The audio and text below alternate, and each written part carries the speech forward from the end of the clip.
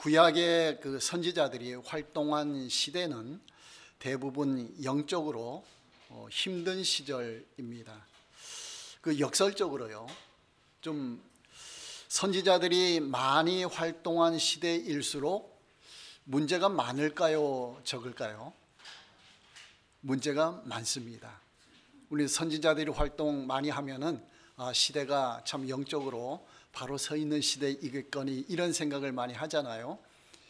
그런데 선지자들이 활동한 그 내용, 선포한 내용들을 보면은 주로 회개하라, 돌이키라 이런 내용들이 많습니다. 왜 그럴까요? 하나님으로부터 멀어진 일들, 이것이 많아졌기 때문에 하나님이 선지자들을 보내가지고 돌이키라, 제 길로 돌아오라 이런 내용들을 많이 예언을 이제 하십니다.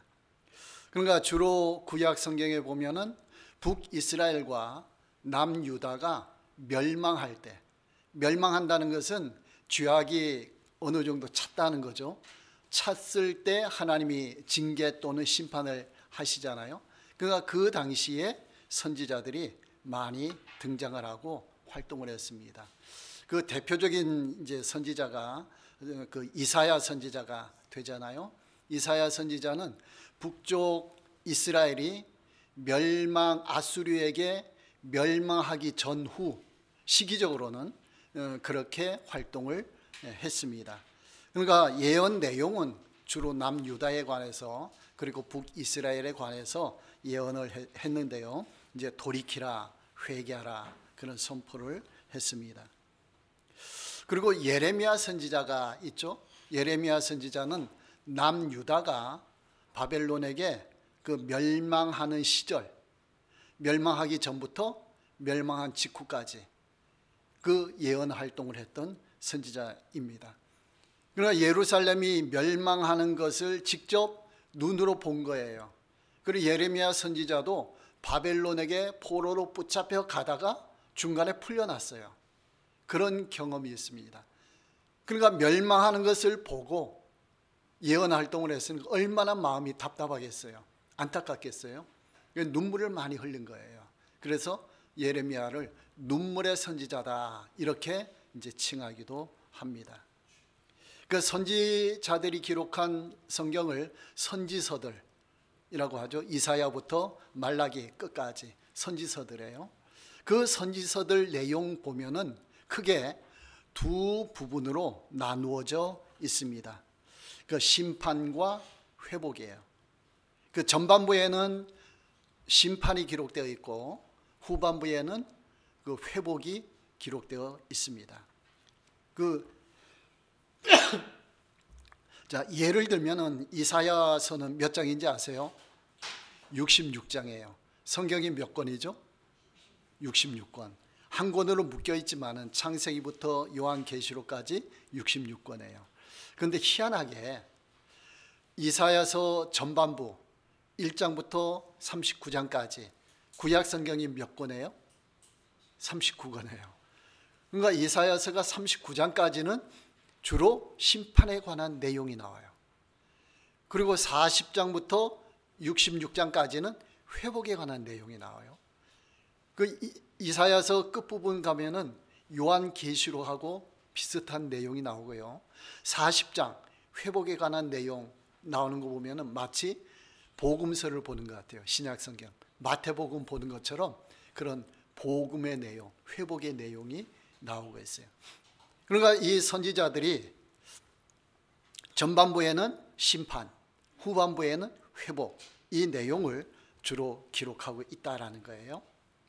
그런데 무조건 징계한다 이러한 내용이 아니고 먼저 회개를 촉구하는 거예요. 회개하지 않으면 징계한다 이렇게 되는 거예요.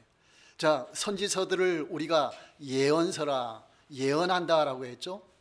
뭐 하나님이 심판하고 회복하고 그 과정을 쭉 말씀을 하셨는데, 근데 예언을 할 때에 만약에 심판한다 할 때에 뭐부터 먼저 촉구한다고요? 회개.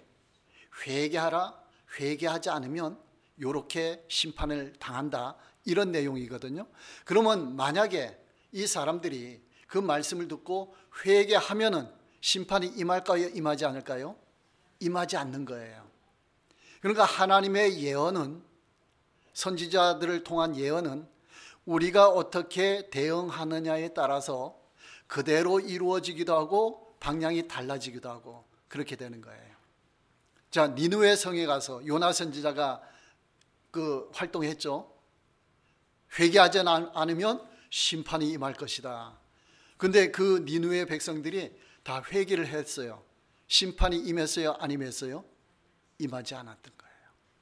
소돔과 고모라 성 같은 경우도 10사람의 의인을 발견했다면 심판하지 않았을 거예요. 그런데 아브라함과 약속했을 때 10사람 의인이 없기 때문에 이 소돔과 고모라는 심판을 받게 되었다라는 거예요.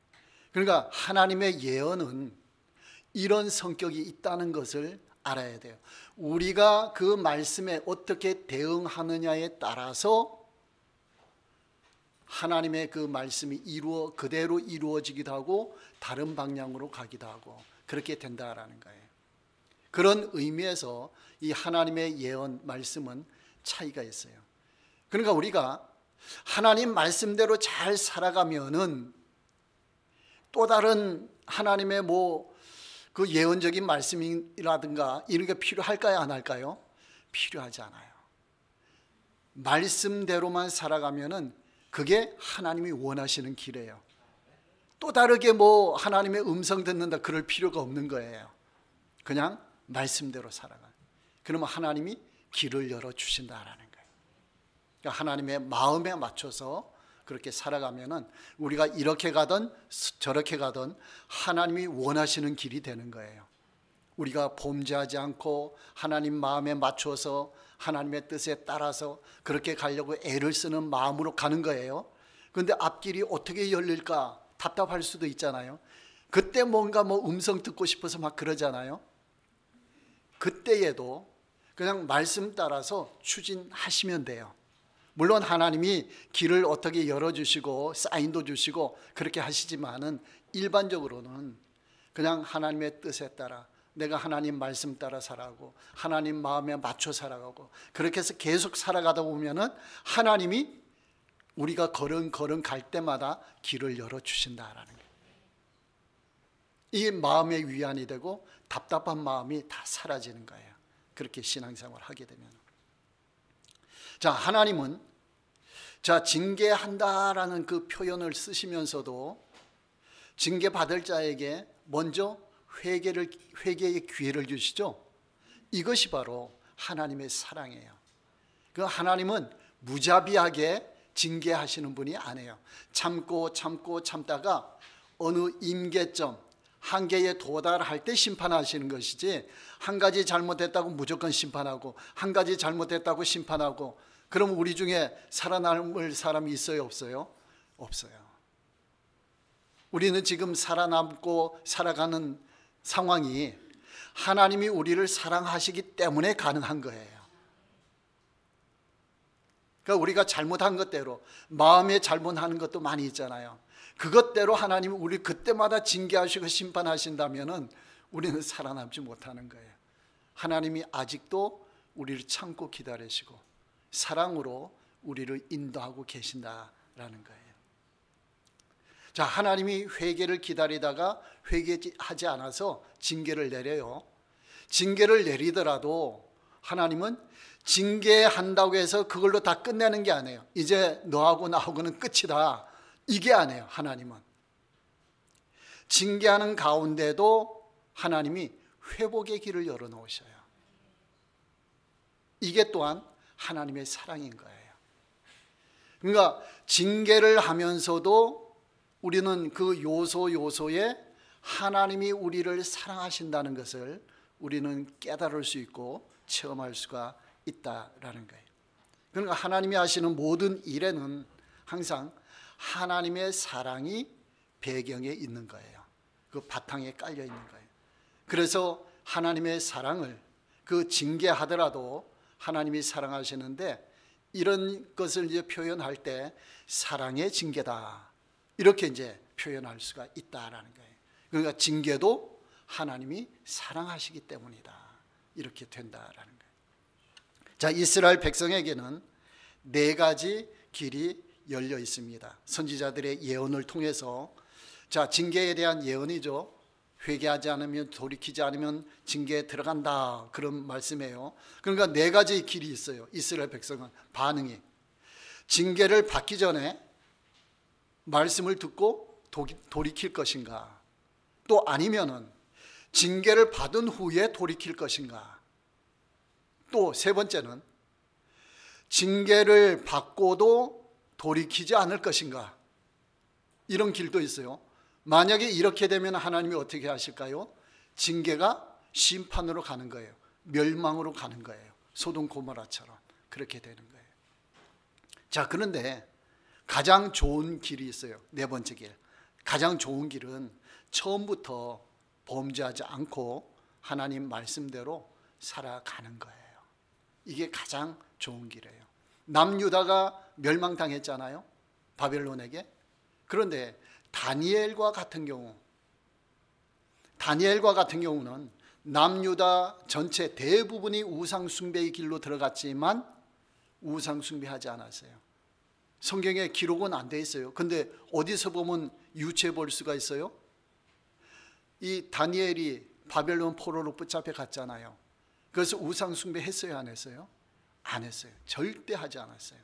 목숨이 위태로워도 하지 않았어요.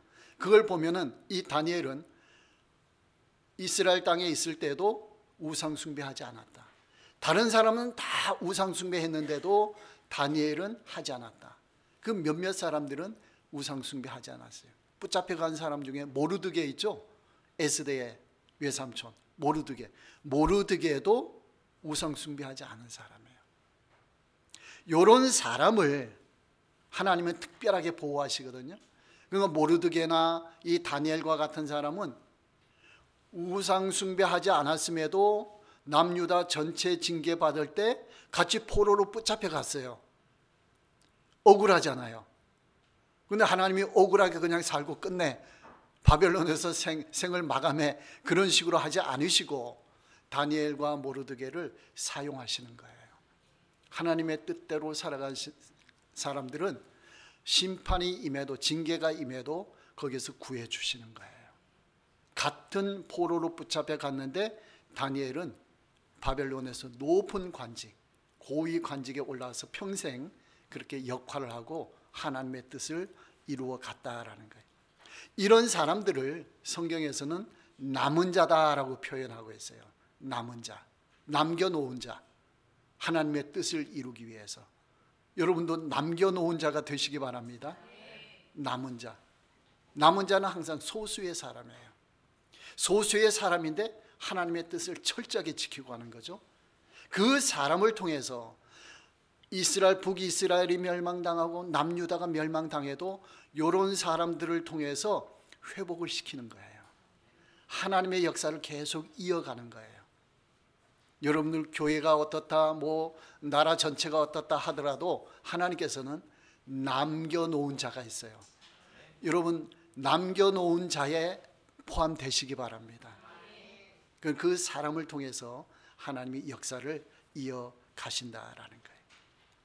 자, 북이스라엘은 아수르에게 주전 722년에 멸망당했고 남유다는 바벨론에게 주전 586년에 멸망당했어요. 몇 년의 차이가 있어요? 계산하기 복잡하죠. 약 140년. 북쪽 이스라엘이 140년 앞서서 멸망당했어요. 왜 그랬을까요? 구약 강해를 들어보신 분들은 아시죠? 북쪽 이스라엘 왕 중에는 회개한 왕이 없어요. 남쪽 유다에는 회개하고 개혁한 왕들이 있어요. 대표적으로 누구예요? 히스기야 같은 사람, 요시야 같은 사람들. 그럼 몇몇 왕들도 우상을 철폐하고 막 그런 왕들이 있어요. 그러니까 그런 회개 때문에 140년 더 유지했다, 이렇게 볼 수가 있는 거예요. 근데 전체적으로는 대부분 우상 숭배의 길로 갔기 때문에 결국에는 멸망을 당했다라는 거예요. 자, 오늘 이 스바냐 선지자는 이사야 선지자와 예레미야 선지자 중간 시대에 활동했어요. 북이스라엘과 남유다가 몇 년 차이가 난다고요? 140년. 그 이사야는 북이스라엘이 멸망당할 때, 남유다는 예레미야는 남유다가 멸망당할 때, 그때 이제 중간. 그러니까 남유다가 멸망당하기 약 50년 전, 그때쯤에 이 스바냐 선지자는 남유다에 관해서 예언 활동을 했습니다. 자, 이 스바냐서를 보면요, 징계의 원인이 나옵니다. 스바냐 1장 4절에서 6절 보면은 바알과 하늘의 뭇별과 여러 우상들을 이 사람들이 섬겼다. 이 우상을 섬기면서 그 1장 6절을 보면은 여호와를 배반하고 따르지 아니한 자들, 여호와를 찾지도 아니하며 구하지도 아니한 자들이라고 했어요. 그러니까 하나님을 멀리 떠나고 배반하고 우상 숭배의 길로 갔다라는 거예요. 자, 그뿐만 아니고 스바냐 3장 1절에서 4절 보면요, 지도자들, 정치 지도자들, 종교 지도자들도 부패했다라고 했어요. 패역하고 더러운 곳 포악한 그 성읍이여 화 있을진저라고 했어요. 그 가운데 방백들, 지도자들은 부르짖는 사자요, 그의 재판장들은 이튿날까지 남겨두는 것이 없는 저녁 일이요, 선지자들은 종교 지도자들이죠, 경솔하고 간사한 사람들이요, 그의 제사장들은 성소를 더럽히고 율법을 범하였도다. 정치, 종교 지도자들 모두가 일반 백성들 대부분이 다 우상 숭배, 하나님을 멀리하고 길을 떠났다라는 거예요. 이것이 바로 징계의 원인이 된다라는 거예요. 그런데 이 스바냐서에서도 항상 하나님께서는 그 심판과 회복을 말씀하신다고 했죠. 또 기회를 주신다고 했죠. 2장 3절에 보면은 기회를 주시는 거예요. 너희는 여호와를 찾으며 공의와 겸손을 구하라. 너희가 혹시 여호와의 분노의 날에 숨김을 얻으리라. 그 하나님이 하나님 앞에 겸손해라. 하나님을 잘 믿으라. 추구하라. 찾으라. 그러면 너희가 심판의 날에도 구원을 받게 될 것이다. 기회를 주십니다. 또한 3장 9절에 보면은 징계의 목적이 나와 있어요. 왜 하나님이 징계하시는가? 이게 이제 하나님의 사랑의 표현이거든요. 그때에 내가 여러 백성의 입술을 깨끗하게 하여 그들이 다 여호와의 이름을 부르며 한 가지로 나를 섬기게 하리니. 이 징계의 목적이에요. 누구를 섬기게 한다고요? 하나님을 깨끗하게 만들어서 하나님을 섬기게 한다. 그리고 3장 19절 20절에 보면은 그때에 내가 너를 괴롭게 하는 자를 다 벌하고 저는 자를 구원하며 쫓겨난 자를 모으며 온 세상에서 수욕받는 자에게 칭찬과 명성을 얻게 하리라 했습니다. 결국에는 징계가 끝난 후에는 이스라엘 백성들이 칭찬과 명성을 얻게 해주겠다. 그러니까 이 상태로는 안 된다라는 거예요. 징계의 과정을 통과하면 내가 다시 회복시켜 주겠다. 왜 하나님은 이런 과정을 거칠까요? 하나님은 거룩하신 분이기 때문에. 그 죄와는 하나님이 함께하지 못하거든요. 그 하나님이 사랑을 하더라도 죄를 그냥 품고 같이 가지는 못해요. 품을 때에 죄는 제거되는 거예요. 자, 이렇게 볼 수가 있어요. 하나님은 죄와 가까이 못하죠. 근데 하나님은 인간은 사랑해요. 그 사람이 죄악 가운데 있어요. 그럴 때 하나님이 어떻게 대처하실까? 하나님이 품는 거죠. 품는데 죄는 못 품으니까 선지자를 통해서 죄는 빨리 떨쳐버려라. 내가 너를 품고 있다. 근데 품으려고 하는데 죄 때문에 내가 너를 못 품는다. 그러니까 죄를 벗어나라. 그렇게 하는 거예요. 근데 어떤 사람은 죄를 벗어나요. 그러면 하나님 품 안에 안기는 거죠. 근데 어떤 사람은 죄를 계속 품고 있어요. 하나님보다 죄를 더 사랑해요. 그런 사람은 어떻게 해요? 그 사람은 사랑하지만 죄는 하나님이 미워하시잖아요. 그러니까 죄를 제거할 때에 그 사람이 같이 멸망을 당하고 심판을 당한다. 그러니까 우리는 죄와 멀어지는 훈련을 잘 해야 돼요. 죄를 멀리하는 훈련을 잘 해야 된다라는 거예요. 자, 우리 성도들이 살아가는 동안에 어려움이 있어요, 없어요? 있어요. 누구에게라도 다 있을 거예요. 하나님을 믿는데 왜 어려움이 오는가? 그렇죠? 이걸 이유를 잘 알아야 돼요. 자, 어려움이 오면은 우리가 하나님을 더 생각하는 거예요. 그렇죠? 하나님께 기도하게 되고, 혹시 내가 잘못한 거 없나? 마음을 다잡고 이제 하나님께로 더 정신을 바짝 차리는 거죠. 그런 기회가 되는 거예요. 그래서 하나님이 이렇게 어려움을 우리에게도 주신다라는 거예요. 만약에 우리에게 어려움이 없으면 어떤 일이 벌어질까요? 철없는 사람이 돼요. 하나님 앞에. 그럼 하나님 앞에 막 함부로 하는 거예요. 그러니까 이렇게 잘못해도 잘 되는데 뭐, 이렇게 잘못했는데도 또 잘 되는데 뭐, 그러면은 잘못하다가는 범죄의 길로 계속 가버리는 거예요. 그러니까 하나님이 순간순간 어려움을 주시는 거예요. 그럼 우리가 아차, 하나님 다시 생각하고 하나님께로 가게 되는 거죠. 자, 이렇게 하면은 타락의 길로 갈까요, 안 갈까요? 타락의 길로 안 가죠. 그 약간의 그 채찍 역할 하잖아요. 그 가시로 찌르는 역할 하잖아요. 가다가 중간에 아이고 가시로 딱 찌르는 거, 아이고 다시 돌아가야지, 이런 거. 내가 좀 마음이 느슨했구나, 하나님을 좀 멀리 했구나, 등한히 했구나, 이제 하나님께로 더 가까이 가야지, 그런 역할을 한다라는 거예요. 그러니까 하나님께서는 믿는 자들에게도 환난을 허용하시는 거예요. 왜요? 그것이 결국에는 약이 되기 때문에, 도움이 되기 때문에. 그 환난을 통해서 우리는 하나님으로부터 멀리 떠나지를 못한다라는 거예요. 가까이 돌아오고 그렇게 한다라는 거예요. 자, 오늘 본문 말씀은 하나님이 유다 백성들을 향한 원래 마음을 표현한 거예요. 자, 유다 백성들이 하나님을 떠나 우상을 섬기고 범죄하더라도 하나님의 사랑하는 마음은 변하지 않는다라는 것을 적극적으로 표현해 준 거예요. 그들을 징계하더라도 징계를 통해서 멸망시키는 것이 목적이 아니에요. 우리 사람들은 뭔가 관계가 안 좋아지면은 상대방이 막 안 되기를 바라고 막 좀 그렇게 되기를 바라잖아요. 뭐 가게들이 서로 부딪혔다, 그럼 저 가게 완전히 그 망하게 해 주십시오, 뭐 이런 생각까지 들 수도 있잖아요. 그런데 하나님은 그런 생각을 하지 않고 징계 차원으로 생각한다는 거예요. 모든 것이 다 좋아지는 쪽으로, 그렇게 이제 올바른 길로 인도하는 것, 이것이 목적이다라는 거예요. 그러니까 이 세상에서요, 이 하나님의 사랑과 가장 가까운 것이 뭔지 아세요? 부모의 마음이에요. 자녀를 사랑하는 부모의 마음이에요. 인간 관계끼리 사랑, 이것도 잘 표현을 못해요. 그런데 부모가 자녀를 사랑하는 마음은 변치 않는 마음이에요. 이것은.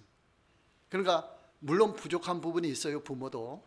그런데 하나님의 사랑을 이 세상에서 가장 잘 표현한 것이 부모의 사랑이다라는 거예요.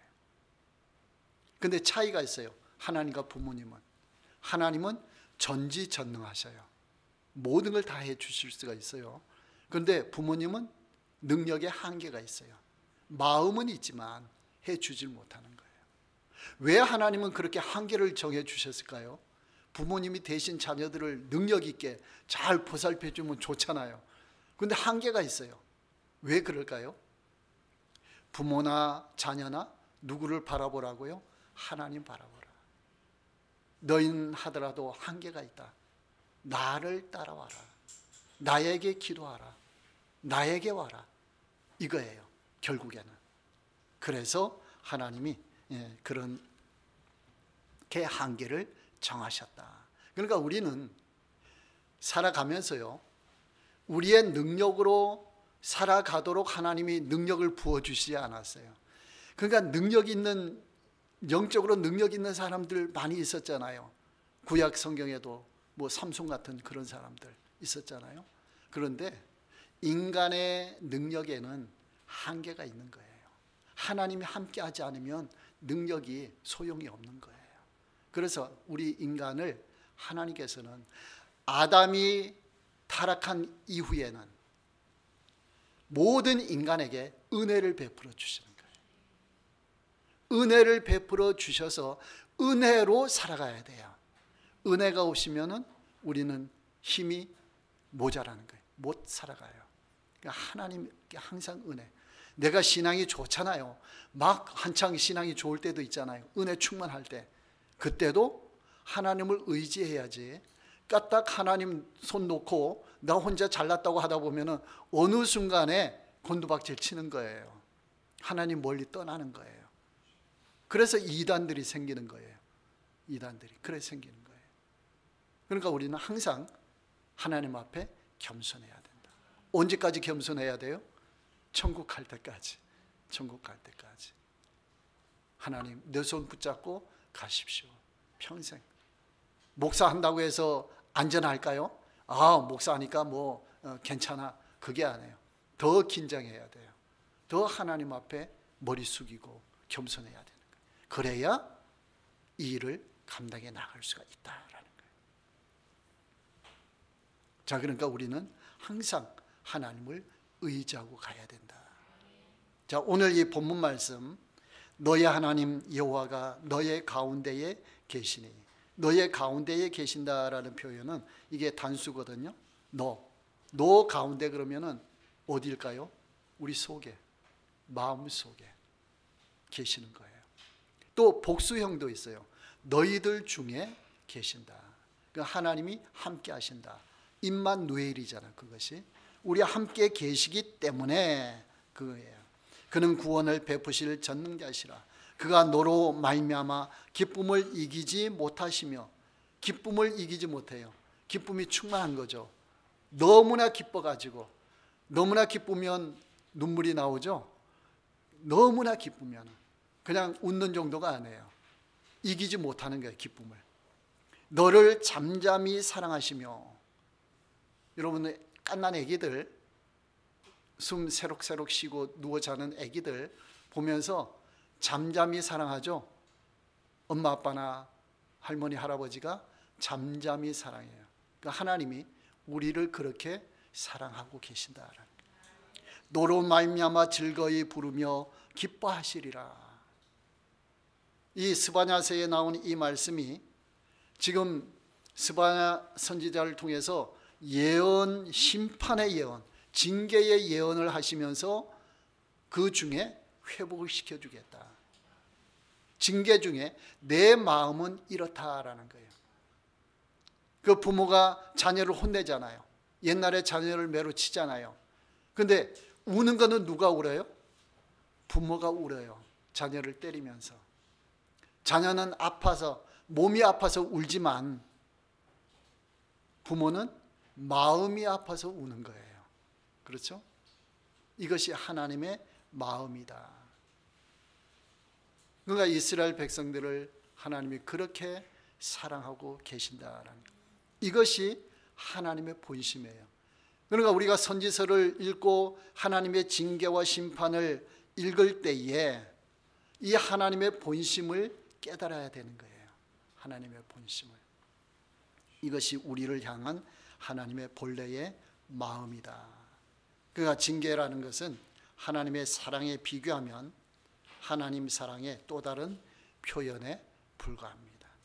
그 선지서들을 여러분들이 규태하고 읽으시면서 이런 하나님의 사랑을 배경에 놓고 읽으시면은 더욱더 은혜가 될 거예요. 하나님 마음이 우리에게 다가오게 되는 것입니다.